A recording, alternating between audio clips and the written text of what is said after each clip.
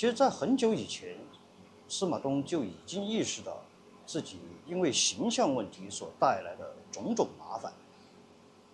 他也曾经尝试过用各种各样的方法来改变现状。记得有一次，他特意买了一本关于时尚的杂志带回家仔细研究。那次他是希望通过时尚的穿搭来赢得人们的尊重。可是高级的穿搭一旦上了他的身，怎么看都觉得特别的别扭。当这一点他自己并没有发现，所以那次他那奇怪的穿搭非但没有赢得同事们的赞赏，反而带来了更多鄙视和异样的目光。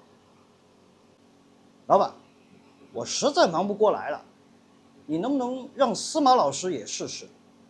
尽管忙不过来的李杰向老板提出了抗议，并且要求让司马东也来分担一部分工作，但老板还是坚持要求李杰完成，司马东可以协助。哎，郭总，我我我今天改变了一下造型。司马东毫无底气地说完了这句话，他的本意是希望老板能够欣赏并且信任他，但刚一说完，他就感到后悔。本来交代完工作后都已经转身准备离开的郭老板，听到这句话后，又缓缓地转过头来，从头到脚地仔细打量了司马东一番，以为正在欣赏自己的司马东略微配合似的，随意地摆了几个并不夸张，但是很拘谨的造型。你知道我为什么不让你做吗？郭老板淡淡地问道。因为你觉得我的审美有问题。郭老板无奈地点了一下头，再次转身离开。这时，所有的同事们都把目光聚集到僵在原地的司马东身上。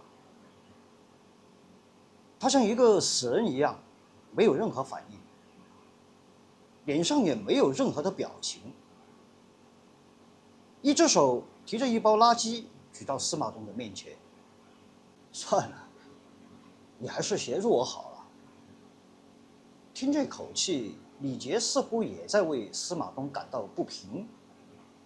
司马东缓缓地转过头来，看着李杰的脸，因为李杰的脸上正露出他那带有嘲讽意味的微笑。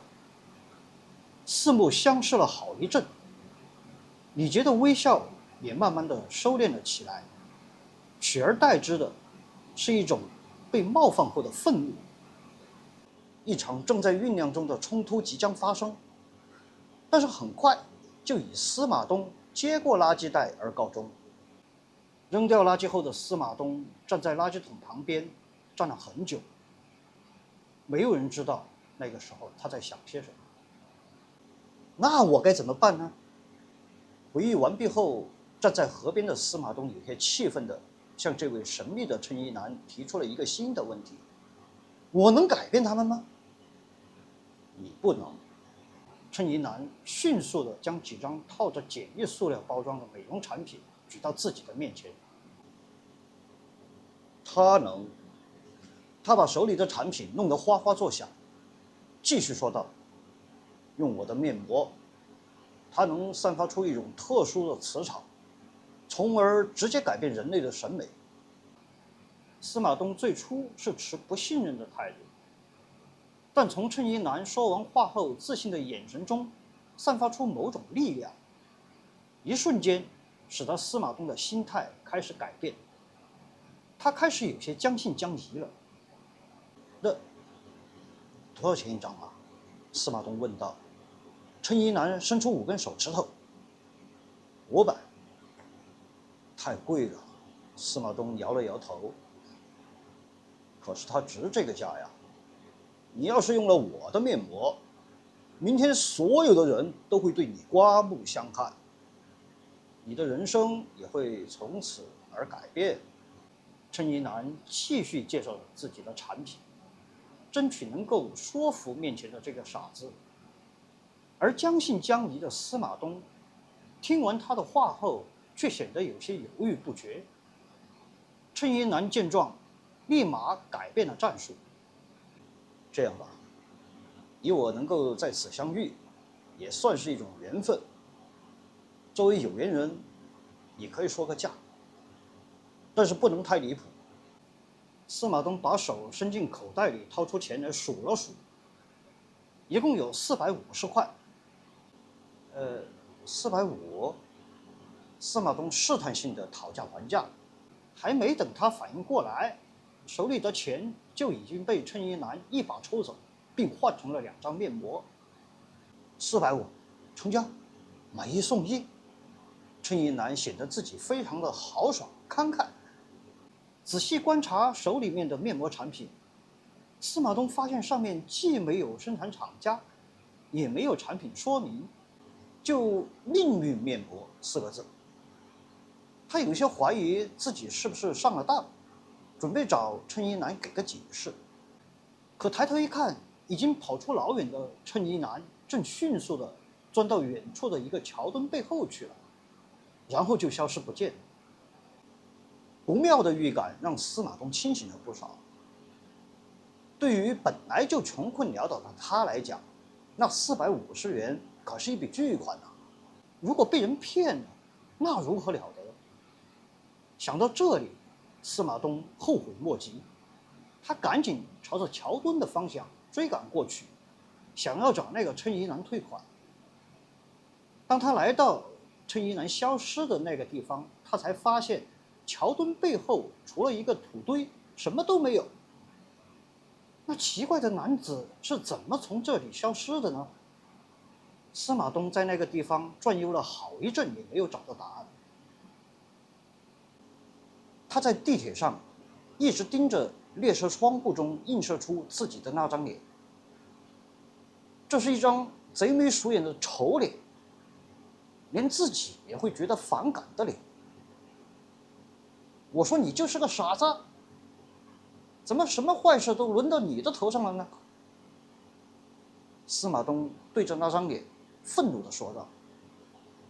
这时列车轰的一声驶出了隧道，阳光照进列车里，使得窗户中那张映射的丑脸瞬间变成了向后快速倒退的高楼大厦。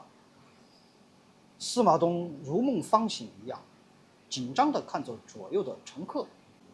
幸运的是，所有的乘客都低头沉浸在自己的世界里，没有人注意到他刚才大声辱骂自己的神经病行为。回到自己狭小但很整洁的单间配套公寓，司马东开始喝酒。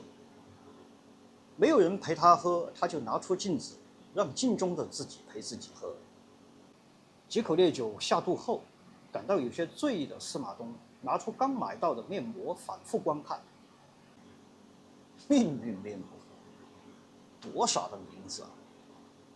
说完，他又转头对着镜中的自己说：“嘿嘿，正好啊，你不也傻不拉几的吗？